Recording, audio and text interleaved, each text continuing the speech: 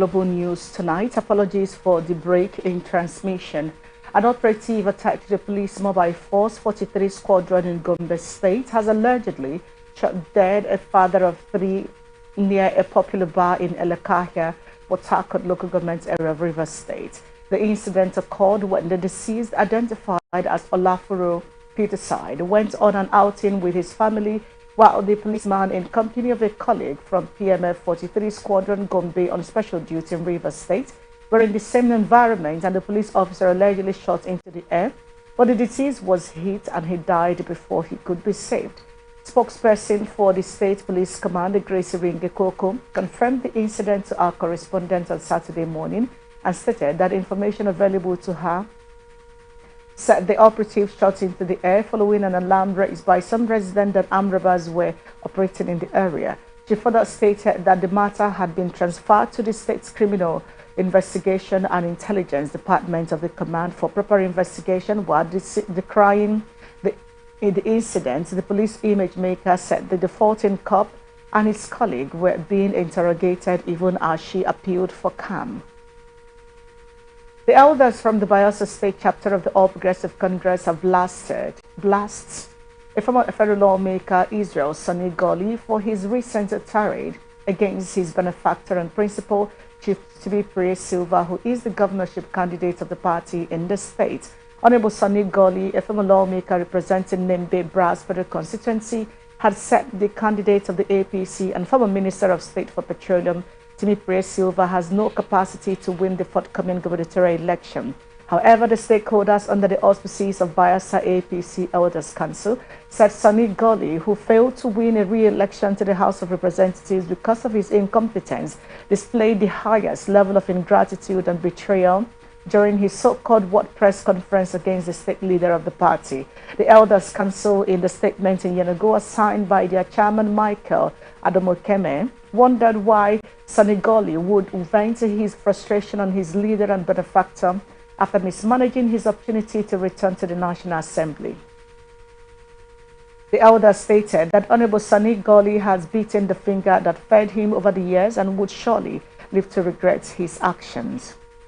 The Delta State government has commenced the distilling of canals in Warri, Uwe, Udu, Sapele, Ugeli, and other towns in the state to allow free flow of water into rivers. This is coming on the heels of NIMET prediction that there would be serious flooding in some coastal states of the Federation this year, 2023. The Director General of Special Duties, Government House, Asaba, Frank Omare, informed newsmen that the clearing started from Efurun, Uvi local government area down to Warri South local government area of Delta State. Omare noted that the governor, Sheriff Obroweri-led Delta State government was determined to do everything within his powers to ensure that flooding is controlled in the state. He said that very soon the government is going to embark on demolition of all illegal structures blocking waterways in the state. He warned that no amount of plea from anybody, no matter how highly placed, will stop the demolition exercise. The Delta State Police Command operative from Ororokwe Division have arrested a suspected cultist, the former Sunday, popularly known as Coco, for terrorizing Agolokwe community, and recovered one locally made cut-to-size single-barrel gun and one expended cartridge from him. The CP Wale Abbas confirmed the report in a statement signed by the police. Public Relations Officer DSP Bright Edafe stated the suspect has been wanted for his involvement in an earlier reported case of attempted murder, arson, and armed robbery. Governor Alex Oti of Abia State has hinted his administration would soon establish a commission on ease of doing business. The governor, who disclosed this when he received in the audience a team from the Central Bank of Nigeria, led by the Abia State Branch Controller, Mr. Olaoba Ayotunde, said his priority was to make Abia a destination for investors. Oti was a former chief executive officer of the Diamond Bank, noted with concern some of the hurdles investors were willing to invest in the state grapple with and vowed to put an end to them. Accordingly, he stated that the desire to transform the state Governor Otis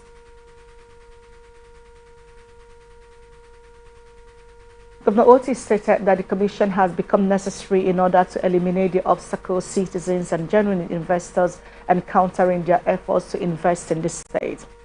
The Abia State Police Command has arrested 2 men suspected to be kidnappers at Lekwesi, Lupanta, Inumunochi, LG of the state.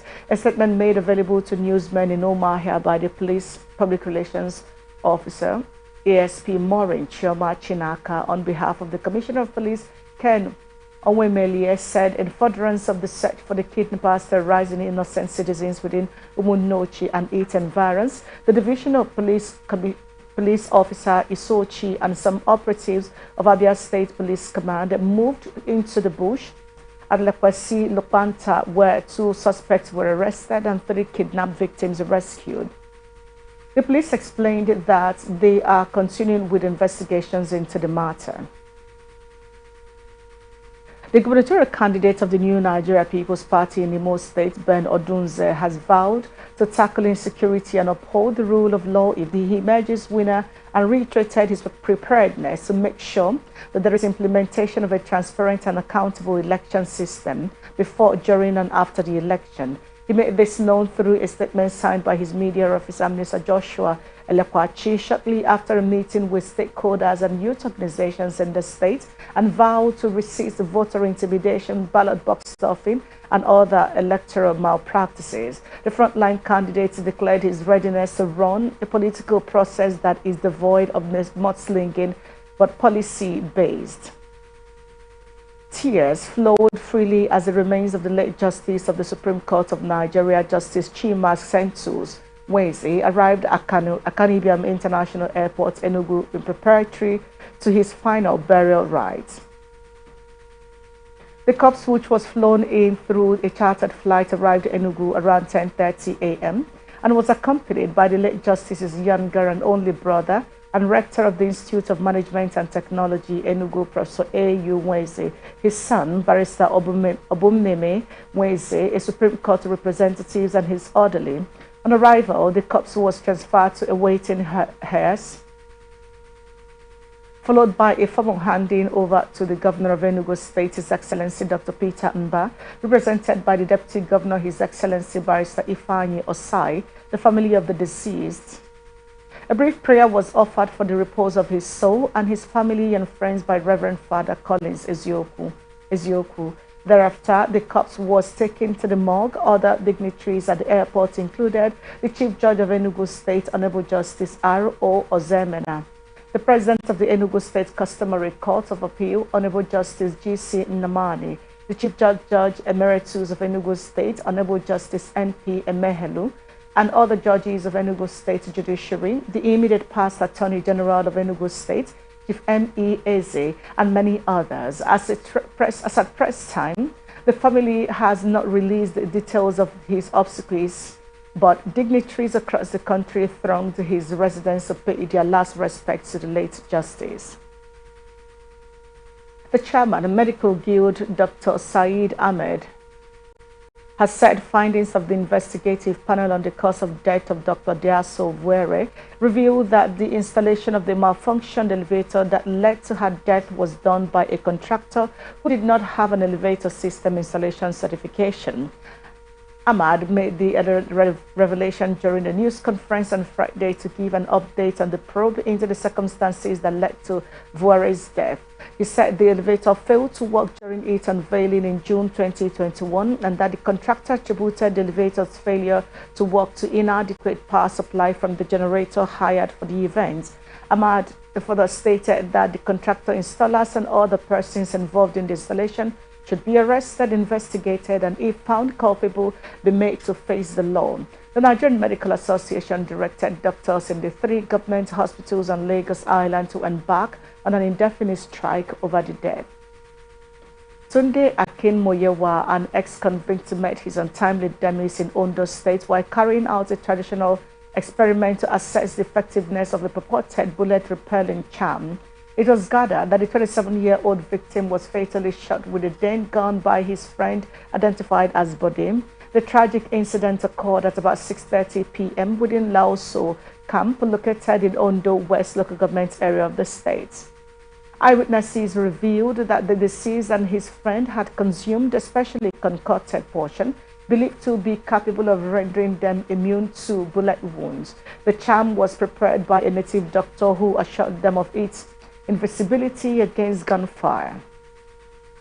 While seeking to put the charm's efficiency to test, Tunde purportedly requested that Bode should fire the first shot at him. However, as soon as the dead gun was discharged, Tunde immediately collapsed, losing his life in the process. Upon realizing the tragic outcome of their ill-fated experiment, Bode fled the scene in panic, leaving behind the lifeless body of his friend. Confirming the incident, the police public relations officer in the state, Olufumilayo Odunlami Omisanya, described the deceased and his friend as cultists. Kogi State government has given 150,000 naira to each of 585 beneficiaries in each 21 local government areas to expand their businesses. The beneficiaries, mainly petty traders, artisans, and small business owners, got the grants after receiving training under the state's livelihood grant program on how to expand their businesses. Kehinde Oloromoshunle, head of delivery platform for social transfer and livelihood grants, told newsmen in Lokoja on Saturday that the beneficiaries were between 18 years and 35 years of age. He described the beneficiaries as agile people that are able to run around and do business.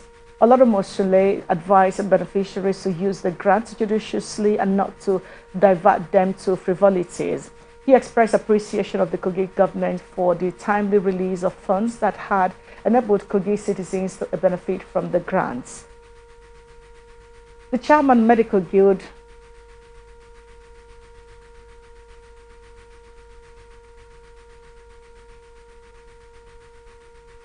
Governor Babatunde Sanwo-Olu of Lagos State has directed a 48-hour probe into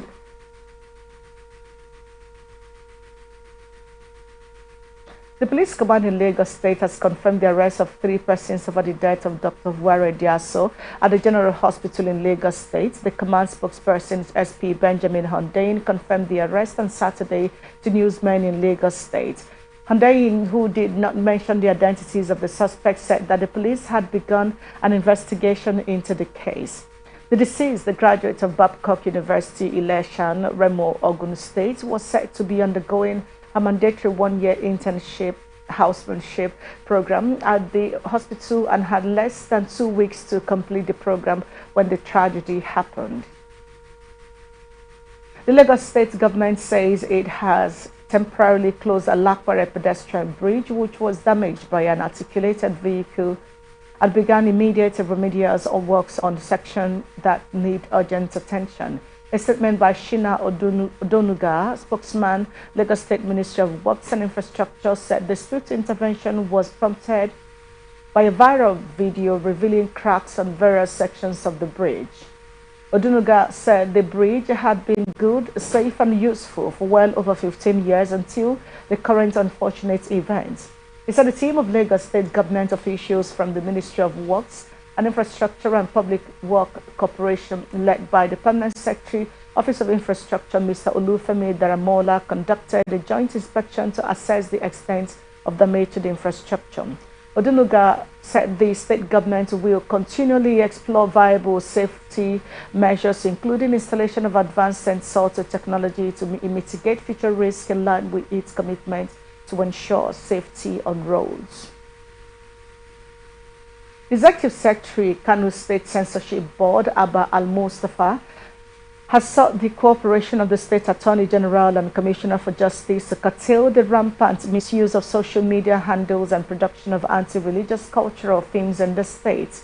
Executive Secretary, who spoke on Saturday during a courtesy call on the State Attorney General, said there was urgent need for a review of the board's 2019 amendment law. He said the misuse of social media handles was becoming rampant, and the need for including them in the law, like WhatsApp, Instagram, Twitter, TikTok, as well as Islamic singers.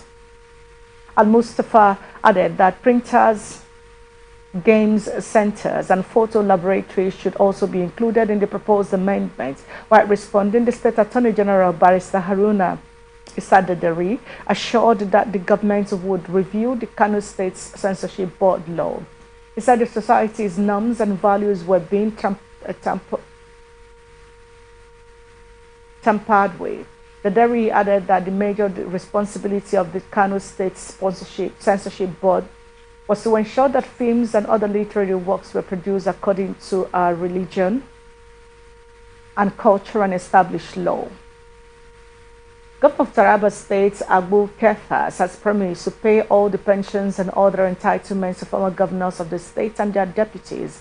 He stated this while playing host to former Governor Jolly Yame and his former deputy Amanyao Abubakar at the government house of Jalingo, the state's capital. The governor said his administration would do everything to clear all the backlogs left by his predecessors. He also stressed the need for the people, irrespective of religious, political, and tribal affiliations, to come together for the interests of the state. While applauding Kefas, Yame pledged his unflinching support to the incumbent administration in the state. He lauded the efforts of the governor, who, according to him, has been carrying all the people of the state along, irrespective of their political and religious differences. The Executive Director of National Primary Health Care Development Agency, Dr. Faisal Shaib, says no fewer than 800,000 children lack access to routine immunization in 6 northern states of Kaduna, Niger, Zamfara, Kebbi, Katsina, and Sokoto, and stressed that they lack access to were never reached for any routine immunization due to the banditry and other forms of insecurities. While speaking at a meeting with traditional root leaders of some inaccessible communities in the states on PHC delivery, stated the trend was the result of sanitary activities in the areas. Dr. Shuaibu hinted that the meeting was a turning point in their approach to reaching children for vaccination against preventable diseases, and stressed the gesture was the reflection of the commitment of the traditional institution in the north to the provision of effective health services delivery to their communities.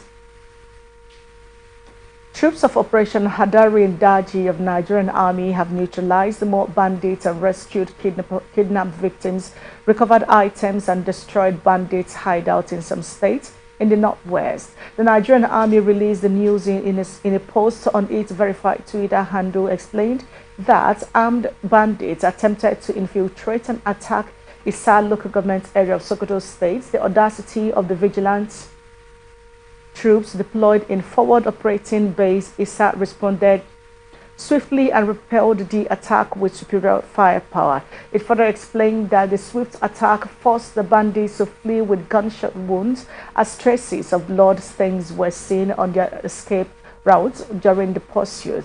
The statement added that items recovered from the bandits' handouts are 3 motorcycles, 3 AK-47 magazines, and ammunition, stressing that others include varieties of pairs of both military and foreign camouflage uniforms, police uniform, and a radio. The Army noted further that troops of Sector 2 in Katsina State also launched an offensive operation along the withdrawal routes of some kidnappers at Kore Town in Batagarawa, local government areas of Katsina State, that the bandits, on sighting the troops, fled, abandoning the kidnapped victims and the rustled animals. It noted that 4 persons who were captured from their farmland by armed bandits along Ongwan Maduga of Dandume local government area were rescued by troops of Operation Hadarin Daji in Katsina State. You're watching the Global News on Atlantic Television Network. We'll be back after this break.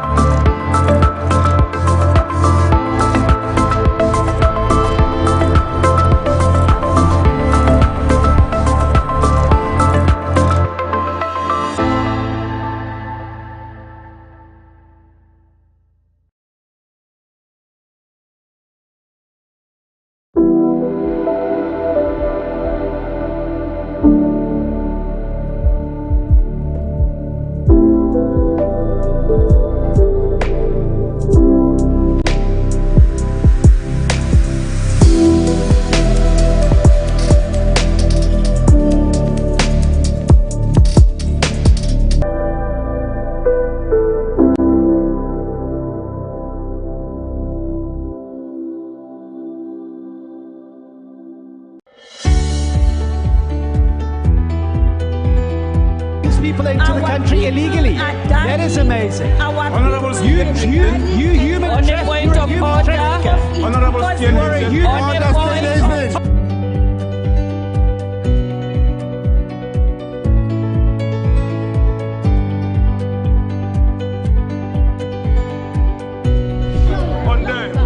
they are not picking our calls. They made up their minds. So no agreement with the EU, but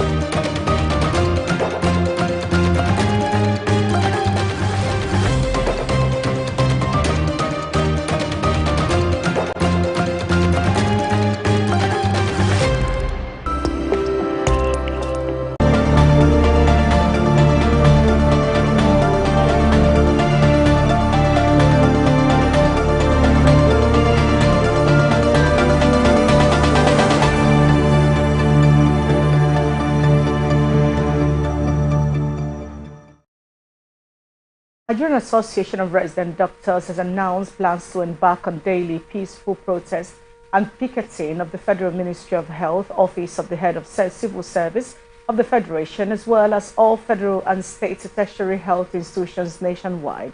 NAD in a notice after its National Executive Council meeting jointly signed by the National President, Dr. Emeka Orji, and the Secretary, Dr. Chikezie Kelechi, said the mass action will take effect from Wednesday night, August 2023 at 10 a.m. The statement said this has become necessary to press home their demands, which had been largely neglected by the parent ministry and the federal government. The National Chairman of the Independent National Electoral Commission, Professor Mahmood Yakubu, says lessons have been learned from 2023 general elections and that there would be improvement in the forthcoming off-cycle elections in Kogi, Imo, and Bayelsa State. He added that the Commission is satisfied with the feedback it got during the 2023 post-election review organized by the Commission. While speaking during the conclusion of the 3 days of review on the 2023 elections in Lagos, the INEC boss assured them that most of the issues raised and the recommendations made to improve the nation's elections would be test run in the forthcoming off-cycle elections in Kogi, Imo, and Bayelsa states. He asked the challenges that kept popping up during the review. The INEC boss said a number of challenges kept coming up. Technology for voter accreditation and result management has been one of the issues raised and the recommendations made.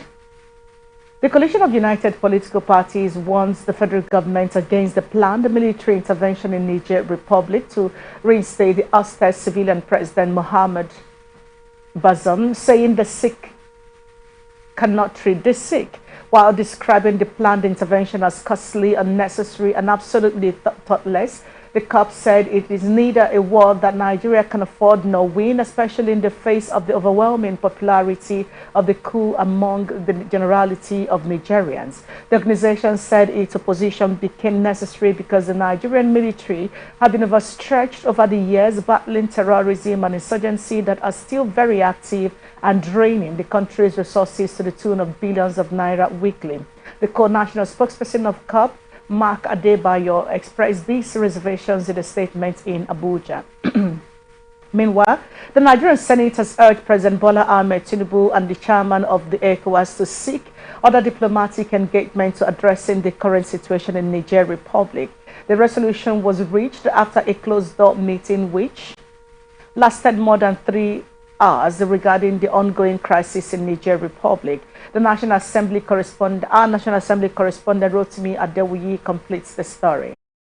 The Nigerian Senate, in its resolution on Saturday, also called on President Bola Tinubu, who doubles as the chairman of ECOWAS, to further encourage other leaders of ECOWAS to strengthen political and diplomatic options and other means with a view to resolving the deadlock encountered in its efforts to resolving the issues in Niger Republic. The upper chamber said, according to the letter, President Tinubu did not request for approval for Nigeria to go to war with Niger Republic as misinterpreted The resolution of the upper legislative chamber was sequel to an executive communication from President Tinubu seeking for the implementation of resolution of ECOWAS on the political situation in Niger Republic.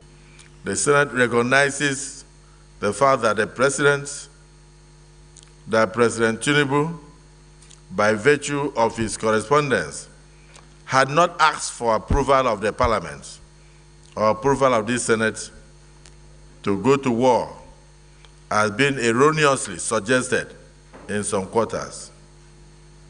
Rather, Mr. President and Commander-in-Chief had expressed, and I quote, a wish to respectfully solicit the support of the National Assembly in the successful implementation of the ECOWAS resolutions as outlined in the said communications. The Senate calls on the President of the Federal Republic of Nigeria as chairman of ECOWAS to further encourage other leaders of ECOWAS to strengthen the political and diplomatic options and other means with a view to resolving the political impasse in the Niger Republic. The Senate pledges the total support of the Senate and by extension the National Assembly to the ECOWAS leadership under President Bola Ahmed Tinubu in resolving the political situation in Niger and returning the country to democratic governance in the nearest future. The leadership of the Senate is mandated to further engage with the President and Commander-in-Chief on behalf of the Senate and the National Assembly on how best to resolve the issues in view of the hitherto existing cordial relationship between Nigerians and Nigerians. The Senate thereafter commenced its ministerial screening, where it was able to screen 5 more nominees before it adjourned till Monday, when other 2 remaining nominees will be screened. Other matters will be attended to. From Abuja, Rotimi Adewiyi, ATN News. More on the Niger crisis, especially with regards to Nigerian Senate rejecting President Bola Tinubu's request to deploy troops to Niger Republic, and of course all other issues that affect Africa and security and Nigeria as it is. We have been joined live right now by a specialist on defense and security, international relations, and lecturer with the Umar Musa Yar'Adua University Political Science Department, Mr. Bala Abdullahi Hussaini. Good evening and welcome to the Global News tonight, sir. Good evening, how are you? Well, very well. Now, I'm going to go straight to the point. The issues around Niger Republic, the coup, and of course, the backing out of 3 other African countries, especially with the backing, siding of the Senegalese today with their displays, has been the videos that have been spread over the social internet, as a matter of fact. Generally speaking, on the issues when it comes to Niger, the ousting of Bazoum and the Chinese taking over, the interests of the East and the interests of the East and the ongoing military takeover, and of course the attack by the West, the US and other countries around the western part of the world saying no to the coup. Let's have you, and of course ECOWAS and the African Union position as well. Let's have you give an overview on this and we'll come back to the details. Yes, you see, one of the issues that need to be reconsidered here, in the modern day warfare today, you don't use military.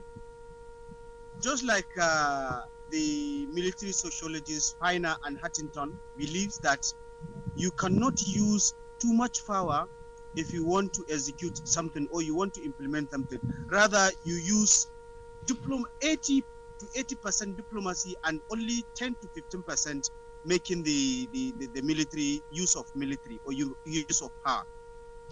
The consequences that usually brings in this crisis may not be far-fetched from the original issues that will likely at the end of it to arise, that will also distract the internal and external relationship with the outside world and the economic activities and the influx of some other people in form of migration and refugee into the country. And believe you me, looking at the contribution of Nigerian government, into the ECOWAS that is given more than anybody in the organization. This issue of war that the president is now propagating is not the solution. The solution that's supposed to have been in place is diplomacy. You don't do this because Niger and Nigeria is like as the same country, only it's just the demarcation that distinguishes the two countries.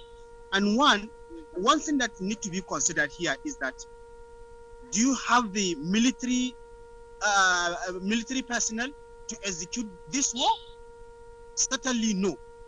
This is a country where we have less than 380,000 military personnel, man, more than 200 million people on ground, and the certain number of these particular people are fighting the insurgency in the northeast, are also fighting the bandits in the northwest, are also fighting the IPOC, and some of them are doing some administrative work.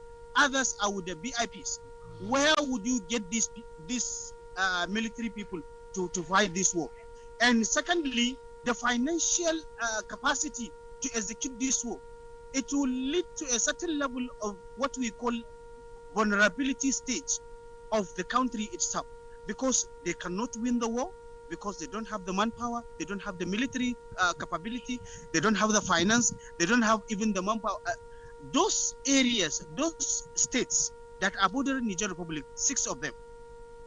And you know, in 1963, we went into agreement with Niger Republic that we want to build Kayenji Dam in 1962-63. And if Niger would have built another dam, it will certainly, Nigeria will not have had their own Kayenji. And we said we will give them electric power 70% in Niger Republic, and Nigeria will also manage that. Are we going to also disagree with this agreement?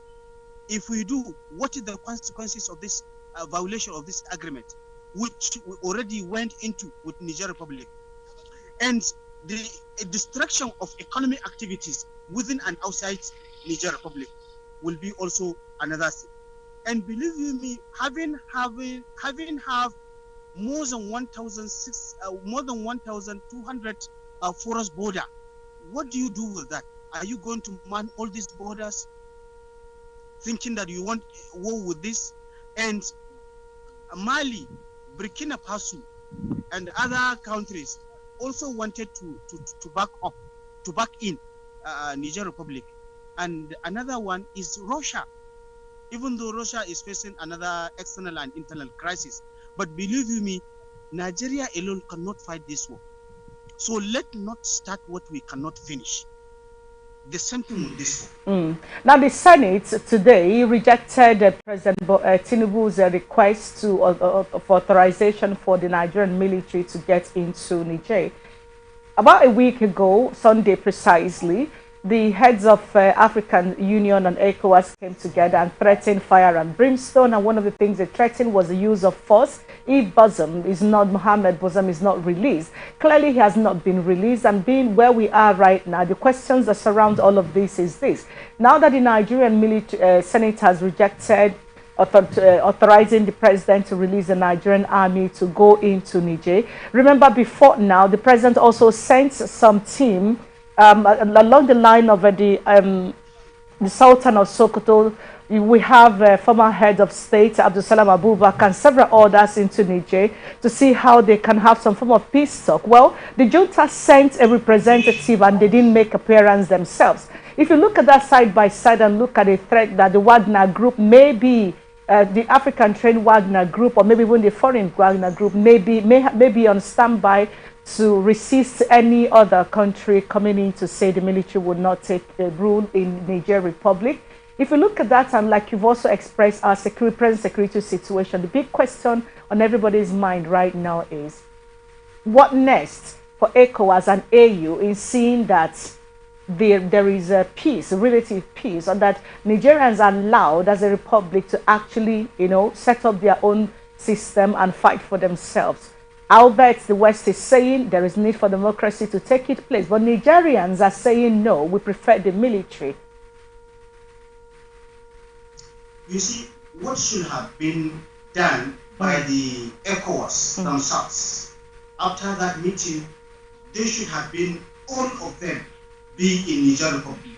Okay. See to it, discuss with him, find a lasting solution to whatever they want. But going into war is creating another enemy within enemy, another war within war. And there is no way Nigeria will win, ECOWAS will win that war, believe you me, because of the issues on ground. When you want to go into diplomacy, there are certain stages. First stage, you send in those respected individuals, those people that can talk to him, those people that he can listen. Let them go and talk to him. That is the first stage. Okay. If he cannot hear them, then you now send representatives, the neighboring countries that are allied to Niger Republic, president. Let them go and talk to him. If he cannot listen to them, then this is the time where all of you as an ECOWAS will go to them, sit with them, send some senses into them, talk to them, show them the implications and intricacies of what they are into. Afterwards, then you now go back, brainstorm, and find a lasting solution towards Nigerian crisis. But with this situation, just a sitting and decided, resolve that you want to go into war with Niger Republic, believe you me, we cannot win this war. Because Nigeria is facing internal crisis, ranging from insecurity internally, ranging from food insecurity, ranging from environmental insecurity, political insecurity, human insecurity, with all chunk of problems affecting Nigeria as a country, and is also going to finance another war. Yeah. The internal war Nigeria will not even finish, talk less of going into financing another war, another continental war. All right. Going to end. And that will also expose the president himself, his capability. Well, because if they cannot win the war within themselves, within a time frame, then it shows weakness in the government, and that perhaps may also create another issues internally. All right, and now that's the biggest challenge that we have on hand right now. The Nigerian Senate have rejected President Buhari's President Tinubu's request to release the authorizing ministry into Niger. He is the chairman of the ECOWAS heads of state. There is the EU and all of this big trade that has been made. Now that the Senate has said no to this, now that Nigerians have been mocking our president, as a matter of fact, we saw the Senegalese displaying today. If you put all of this together, and then let's throw the question at you. Where is our face as a nation, as a giant of Africa, if you may? What does this also imply if they say if Senate insists that our military forces are not getting into Niger? Where does this leave us as a country right now? Forget about that issue of giant of Africa. It's just on paper. Okay. We are giant of Africa by population, but we are not giant of Africa by production. We are not giant of Africa by commitment. We are not giant of Africa by human capacity. We are not. But by population, by number, we are giant of Africa. And now that the world is moving toward result-oriented, nobody cares about the number. Can the number produce the expected goals to be achieved within the time frame or not? That is what the world is looking towards, but not issue of number. And whether you engage in war, whether Nigeria engage in war with Niger Republic or not, Nigeria have shown itself to have shown its weakness to the world militarily, because this is what you had wanted to take on, and the Senate, looking at the implication of this war, they reject it. Yeah. So it shows the incapacitation of the ECOWAS itself. Wow. This has been the solution at the initial stage when they met. This is the issue on ground. What do? Let's go and see him. He is an open-minded somebody. And looking at the composition there in Niger, you find, okay, we have what they call the Buzu, which the former President Bazoum was part of it. Yeah. Then we have the Asbin, which are also more similar to the Buzus, and we have the Hausas, and we have the Asbin. Particular people, when there was a crisis in when the breakdown of law and order in Libya, I mean the fall of Gaddafi, he recruited a good number of the Bazoum's tribe to be in his army as mercenaries. Okay. After the fall of Gaddafi, those mercenaries could not find job, could not find what to do. They had to move around continental Africa and other world to serve as mercenaries. And believe you me, some of these people might perhaps likely to be in Nigeria doing spy. Wow. What do you do with Abakar Hikima? He was a missionary. He was from Niger Republic. He intervened. In fact, he was an intermediary between the Nigerian government during the former regime in terms of arms deals. Wow. With the outside world. What do you do with that? How do you reconcile that? So the area we understand the implication of going into war with Niger Republic, the better. And even if it will take more than a year to cement the relationship, if normalcy should return for now in Niger Republic, it will take a good number of time before it gets into what it's supposed to be. So there is a lot need to be looked into. Otherwise, we are moving into only God knows time.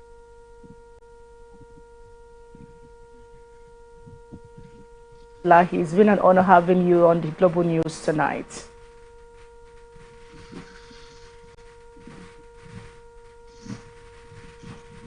And now, everyone, we'll get back to the rest of our stories for tonight. The presidential candidate of the Labour Party in the February 25th presidential election, Mr. Peter Obi, has expressed sadness over the exit of the pharmaceutical giant GlaxoSmithKline from Nigeria after 51 years of operations. Mr. Obi, in a series of tweets Saturday, said the reason given by the company for leaving portends a gloomy future for the country's investment climate. The former Anambra State governor equally said it is that we are at the point in our nation's journey where multinationals are leaving the country and the local ones are closing down. This, he said, were all consequences of poor management of our economy. As a result, millions are losing their jobs and our poverty index is worsening, despite our already being the world poverty capital. Obi also stressed the importance of creating an environment that creates and sustains multinationals to invest in our country as key to our dream of greatness. In the new Nigeria that we seek to create, the emphasis on production will encourage investors to stay and expand on our shores, he said. Senate President Godswill Akpabio has described the emergence of a former Kano Governor Abdullahi Ganduje as the national chairman of the All Progressive Congress as putting a round peg in a round hole. He also congratulated Ganduje and Senator Jibola Basiru on their emergence as national chairman and national secretary of the APC, respectively. A statement from the media office of the President of the Senate expressed satisfaction with the emergence of Dr. Abdullahi Ganduje as national chairman, adding that Ganduje ticks all the boxes and he is indeed a round peg in a round hole. The Senate President said the APC chairman has all it takes to take the party to another level. He also noted that the seamless transition that led to his emergence as a national chairman shows the maturity and determination of members to work for the unity and progress of the party. And here is the business news for tonight. President Bola Ahmed Tinubu has declared that despite the nation's current rate of energy supply, his administration is poised to address all the obstacles militating against stable electricity supply in the country. He said his administration will bring solutions to the multifarious challenges across the electric power sector value chain, which will significantly relieve long-standing problems of suppressed demand and improve the steadiness of peak supply for Nigerians, affirming that improved energy generation and distribution is an imperative for accelerated national growth. President Tinubu spoke at the groundbreaking ceremony of the new 315 megawatt Gwagwadada Independent Terminal Power Plant Phase 1, where he urged the NNPC and its partners to deliver the landmark project within promised 3 years completion timeline, insisting that 3 years must be 3 years. The National Agency for Food and Drug Administration and Control has confiscated expired and unregistered products worth more than 15 million naira in Niger. Shabat Mohammed, Director, North Central Zone, and NAFDAC said this during the raiding of 24 business premises in Bida local government area of Niger State. Mohammed explained that during the exercise, 2 supermarkets and 2 pharmaceuticals outlets were sued for compromising standard in their businesses. He said NAFDAC invited the affected persons to Mina for interrogation, adding that some of them would be sent to the Enforcement Directorate for further investigation depending on the offense committed. The director advised the public to check for the production and expiration date of any products they purchase, whether they are healthy for consumption. The Federal Airport Authority of Nigeria has suspended the operations of airport taxi services at Nnamdi Azikiwe International Airport, Abuja.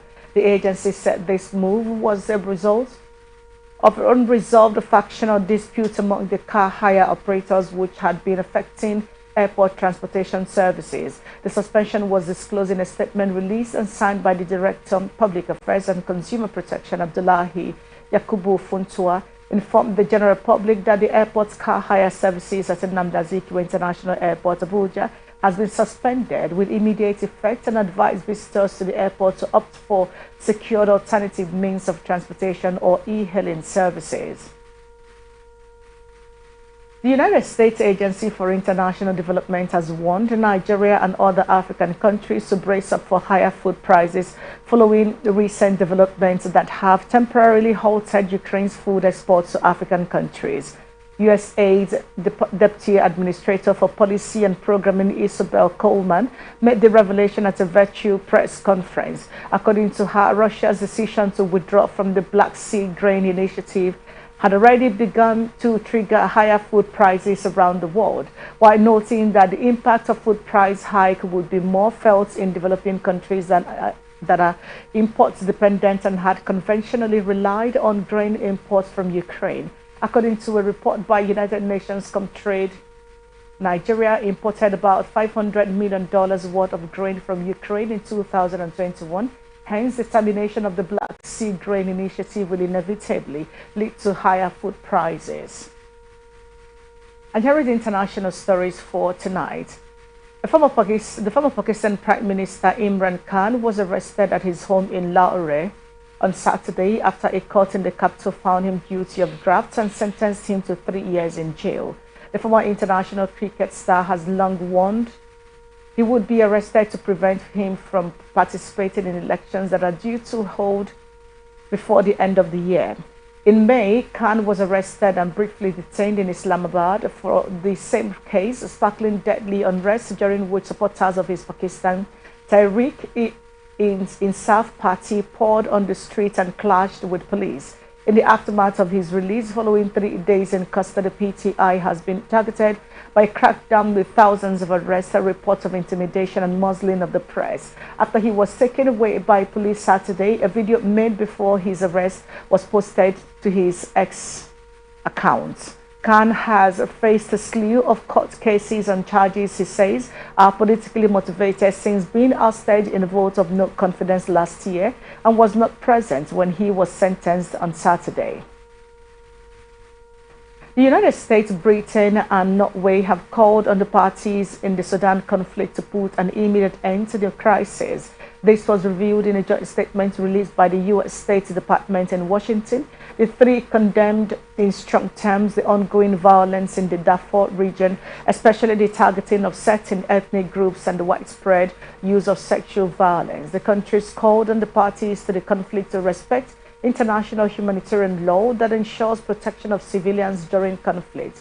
You recall that a report published by the human rights organization Amnesty International did reveal that there have been widespread indiscriminate attacks and massive civilian casualties from the conflict which has been going on for more than 3 months. At least 10 people have died and 18 are missing after torrential rains battered Hebei province in northern China. Officials evacuated more than half of its 11.5 million citizens on Saturday from areas thought to be at high risk of landslides and floods. China's weather agency issued a red alert to warn people about the geological risk. Hebei province, neighboring Beijing, is said to be one of the worst affected areas. In July alone, China's Ministry of Emergency Management said that it recorded 142 people dead or missing because of the extreme weather.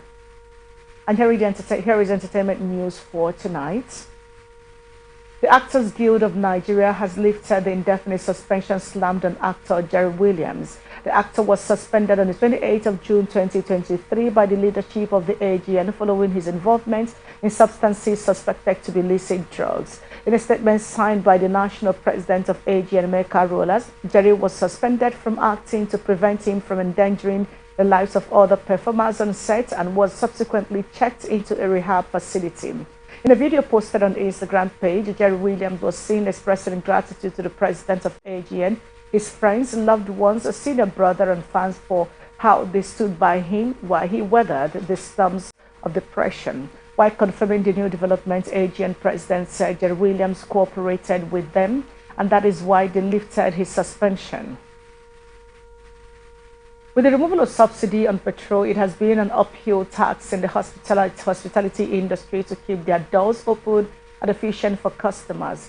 As the cost of purchase and production increases, so also the billings on hospitality services, which hugely has affected patronage and customers' attitude towards the sector and thus alarming on the nation's GDP. While speaking on ATN's Saturday program, a socio-political analyst, Asim Adams, frowns at the alarming subsidy effects on the entertainment industry, describing it as landscaping. Spread all over the land. The removal of subsidy, has affected the economic landscape of Nigeria. And in this periscoping of the hospitality industry, for me, I patronize most of these people. So I see how it was before now and how it is right now. Especially when you travel, right? Especially when you travel. You see, there are some of these hotels and whatever you get to, they cannot run their diesel for 24 hours, diesel engines for 24 hours, or petrol engines for 24 hours. You go there, during your visit and during the daytime, maybe from 9 o'clock or 10 o'clock, they switch off their gens. And when you ask them, they'll say, because of the price of, the petroleum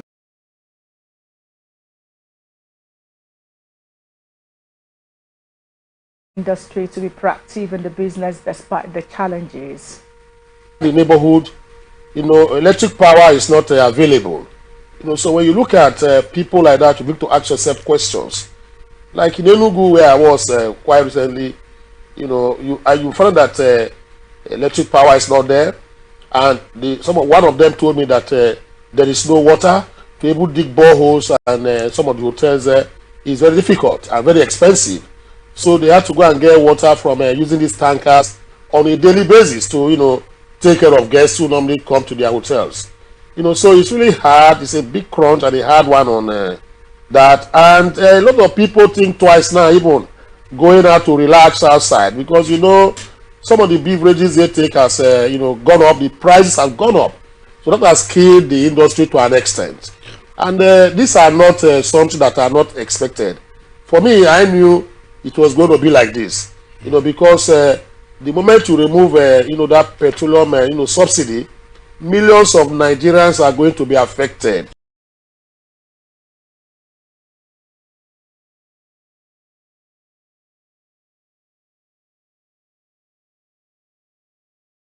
Will Stevens has re-echoed that Afrobeats no doubt has become a global phenomenon and its growing influence on the world stage cannot be underestimated.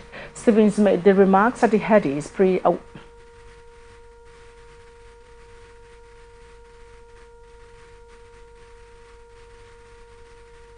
And here is sports news for tonight. Super Falcons assistant coach Terry Egoje has admitted coming up against the England will be tough for the team, but claimed they will find a way to beat the three Lionesses. England came through the group stage unscathed and are overwhelming favourites to beat the Super Falcons. The European champions have lost once in 29 outings under manager Sarina Wiegman. Lionesses underlined their title credentials with a 6-1 thumping of China.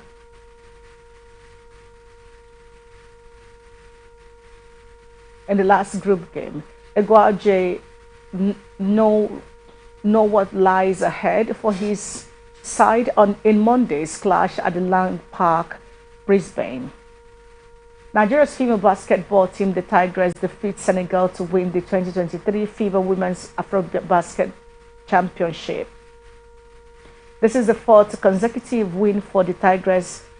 At the BK Arena in Kigali, Rwanda, the Tigers defeated Senegal, the 11-time African champions, with 84 to 74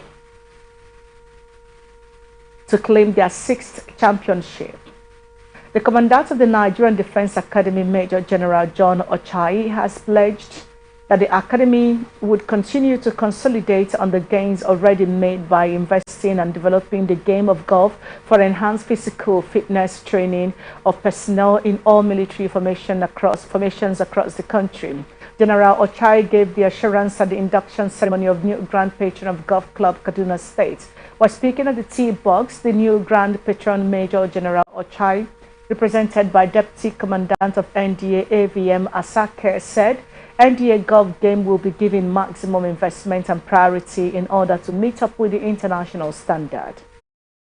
In the military, we work hard, so we tend to use golf as a means of recreation to ensure that after a hard day's work, we come here, relax. The commandant has great plans for golf in the academy while he's taking part of his tenure.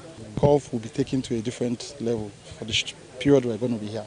If you check the number of steps you take while on a golf course, it's almost equivalent to what you do out there. People have a tendency to underestimate the importance and how effective it is to play golf. But you exercise every part of your body while also interacting with your colleagues. So I will encourage all of us, by the time we are leaving NDA, we intend to double the number of participants who take part in this game. Our intention is to leverage and continue whatever legacies they have left behind. And I assure them that when they come here next time, we will try and improve on whatever they left behind. A culture here for us to celebrate the outgoing for all they have done and encourage the incoming to take us to the next level. Also, the captain of NDA Golf Club Group, Captain Ibrahim Musa, said no military personnel will thrive without physical training, stressing that golf of the game gives personnel enough physical fitness training as it covers kilometers during tournaments. Captain Musa urged all military officers and personnel to engage in physical training game to improve their stamina. Golf is not a lazy man's game as people think. By the time you go around the whole 18 holes, you find out you've covered more distance than some people will even cover jogging. It is a place where you interact, meet people of like minds, meet people high up, people low. How the golf course can interface is it will act as an ad venue for non-personnel to relax after having a strenuous day or going for combat operations, and they come back, they'll be able to sit down and relax properly. So the golf club is actually a very good place for personnel to unwind after they have a stressful day from the rigors of all the security challenges we're having in the country. It's never too late.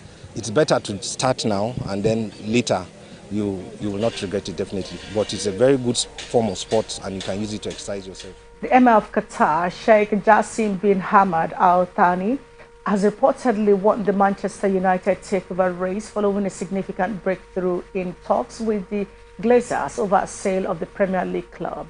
Hamad Al Thani now looks set to beat British billionaire Sir Jim Ratcliffe to a £6 billion takeover at Old Trafford.